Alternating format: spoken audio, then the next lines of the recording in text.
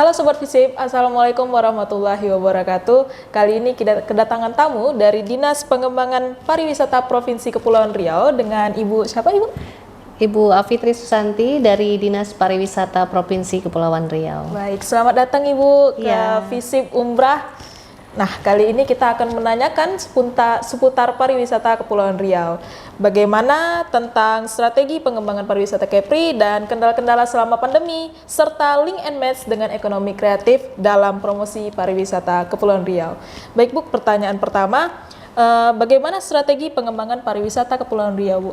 Iya, jadi pengembangan pariwisata di Provinsi Kepulauan Riau ini kita tahu bahwa pariwisata merupakan salah satu sumber dari PAD yang ada di Provinsi Kepulauan Riau. Nah, pariwisata merupakan salah satu yang menjadi titik berat pemerintah saat ini adalah Gubernur Kepulauan Riau, Bapak Haji Ansar Ahmad dan Ibu Marlin Agustina dalam mengembangkan destinasi-destinasi yang ada. Jadi visi misi beliau salah satunya adalah mengangkat pariwisata Kepri agar mengangkat ekonomi di Kepri, begitu ya. Jadi strateginya yang pertama yaitu dengan melakukan berbagai pembenahan di bidang pariwisata, tentu saja tidak terkecuali dengan destinasi yang ada, kemudian SDM yang ditingkatkan kemampuannya, dan strategi marketing yang dilakukan oleh Dinas Pariwisata Provinsi Kepulauan Riau, yang itu menjadi salah satu cara bagaimana pemerintah Provinsi Kepulauan Riau meningkatkan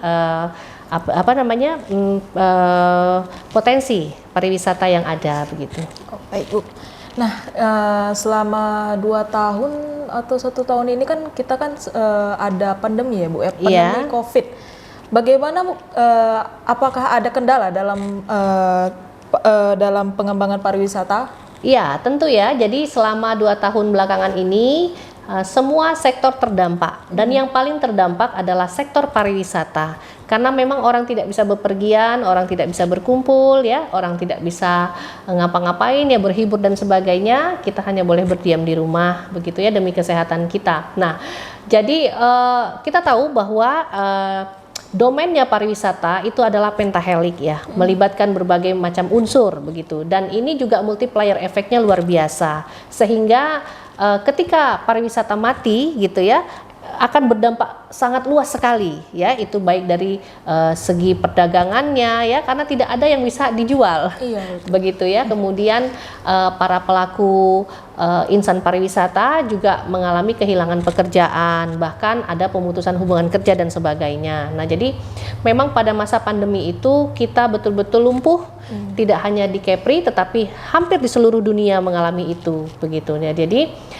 Kepri sendiri itu pernah menjadi peringkat kedua wisatawan mancanegara terbanyak setelah Bali ya. Jadi di Indonesia kita cukup diperhitungkan dan di mancanegara kita cukup dikenal, begitu.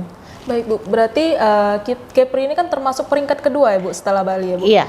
Berarti kendala yang didapatkan dalam pandemi COVID ini berarti sangat banyak ya Bu dampaknya? Sangat banyak, sehingga kita nol kunjungan wisatawan mancanegaranya karena semua pintu tertutup. Nah, hari ini entry point-nya sudah dibuka ya. Kemarin kita juga sudah di bulan Januari pemerintah pusat melalui Kementerian Pariwisata dan Ekonomi Kreatif membuat satu program yang namanya Travel Bubble. Nah, Travel Bubble itu dilalui uji coba dan kemudian dilakukan peluncuran dan sebagainya, mendatangkan wisatawan, namun ternyata itu kuranglah efektif. Nah, sehingga dari teman-teman asosiasi pariwisata menyampaikan aspirasinya melalui Dinas Pariwisata Provinsi Kepulauan Riau dan diteruskan kepada pemerintah daerah, dan pemerintah daerah dalam hal ini Gubernur meneruskan langsung kepada pemerintah pusat, dalam hal ini adalah Kementerian Pariwisata dan Ekonomi Kreatif. Maka apa-apa yang menjadi usulan dari para pelaku pariwisata langsung itu ditanggapi dengan baik dan serius, dan akhirnya adalah yang namanya VTL, Vaccinate Travel Line, sehingga tidak adanya karantin lagi ya, quarantine lagi, artinya tidak ada karantina dan masuk ke Indonesia, khususnya ke Kepri begitu ya. Dan ini yang baru dibuka kan Kepri dan Bali. Iya. Ya, Kepri dan Bali saja untuk seluruh Indonesia.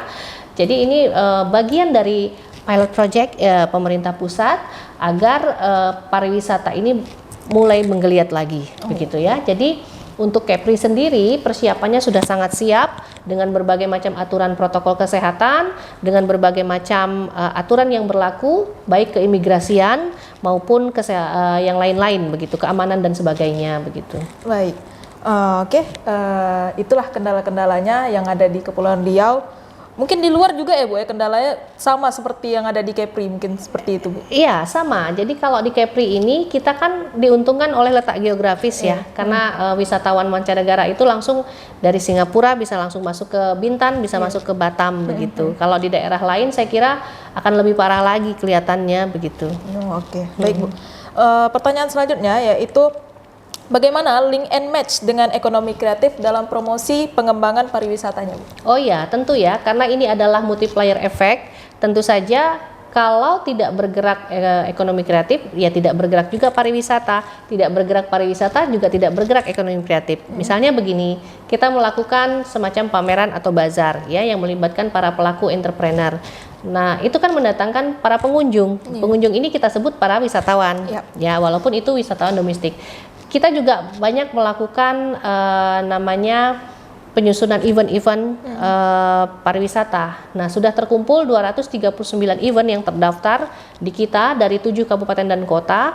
Itu eventnya akan berlangsung di sepanjang 2022 ini. Nah, untuk spot tourism itu juga menjadi salah satu destinasi atau event pariwisata yang luar biasa mendatangkan wisatawan. Jadi pemerintah Provinsi Kepulauan Riau diinstruksikan oleh Gubernur dan melalui Dinas Pariwisata akan melihat kita ya nanti sama-sama ada 60 event lebih terkait dengan spot tourism khususnya golf dan sebagainya begitu. Baik Bu, untuk strategi pengembangan pariwisata Kepulauan Riau, tadi kan ada Ibu sebutkan tentang pembenahan ya Bu ya? Iya. Pembenahan bagaimana tuh Bu? Itu pembenahan pariwisata atau apa itu Bu? Ya, jadi 2 tahun ini kan destinasi pariwisata kita tidak tersentuh sama sekali, tidak dikunjungi. Tentu saja kita harus melakukan pembenahan ulang destinasi-destinasinya. Ya, misalnya katakanlah kawasan pantai, tentu kan kita ini ya harus kita bersihkan. Kemudian hotel-hotel harus dipogging dan sebagainya gitu ya, karena sudah lama sekali tidak dikunjungi begitu. Nah, untuk SDM-nya kita lakukan berbagai macam pelatihan-pelatihan untuk peningkatan sumber daya manusianya. Nah, kemudian yang berikutnya adalah melakukan strategi-strategi marketing oleh Dinas Pariwisata untuk mendatangkan para wisatawan begitu. Baik. Oke, tadi itulah pertanyaan-pertanyaan yang saya tanyakan kepada Ibu Alfitri Susanti.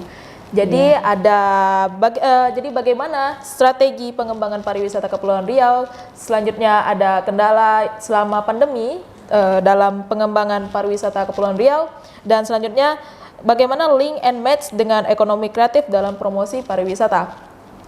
Selanjutnya mungkin Ibu ada yang mau ditambahkan untuk penonton? Ya, para pemirsa ya, khususnya mahasiswa FISIP Umrah nih ya. Itu Sobat FISIP. Oh, Sobat FISIP, iyalah. Sahabat FISIP semuanya berwisata di Indonesia saja, di Kepri saja ya. Pariwisata Kepri aman, pariwisata Kepri nyaman. Mungkin saya bisa menambahkan sedikit Ibu pesannya. Berwisatalah di Indonesia, karena di Indonesia wisatanya sangat bagus banget, mulai dari pantai, mulai dari berbagai-bagai di daerah alam di Indonesia. Mungkin dari situ juga bisa meningkatkan ekonomi di Indonesia juga ya Bu ya? Oh tentu ya, jadi kalau wisata bergeliat, ekonomi meningkat. Baik, begitu saja podcast dari kita, FISIP Umrah Official.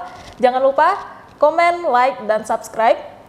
Dan yang mau bertanya tentang pariwisata di Indonesia, terutama di Kepulauan Riau, bisa tanya di kolom komen. Selanjutnya jangan lupa follow Instagram kita dan Facebook kita, visipumrah.official. Terima kasih.